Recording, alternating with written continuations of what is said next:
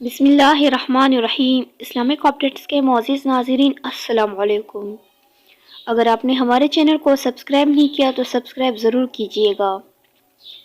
ایک چرواہے کا رسول پاک صلی اللہ علیہ وسلم پر ایمان لانے کا سبق آموز واقعہ۔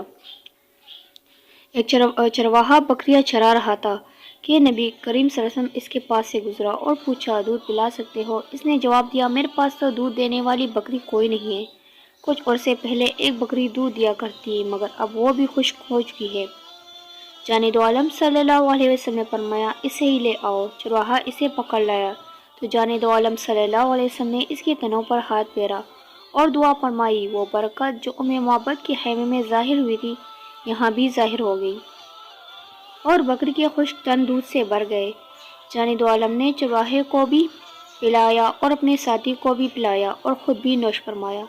یہ معجزہ دیکھ کر چرواہا بہت حیران ہوا اور پوچھنے لگا سچ بتائے آپ کون ہیں؟ میں نے آپ جیسا انسان آج تک نہیں دیکھا۔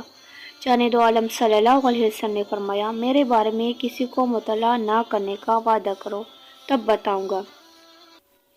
چرواہے نے وعدہ کر لیا تو آپ صلی اللہ علیہ وسلم نے فرمایا میں محمد ہوں، اللہ کا رسول۔ چرواہے نے کہا اچھا آپ وہی ہیں جن کو قریش سبابی دین سے منحرف کہتے ہیں؟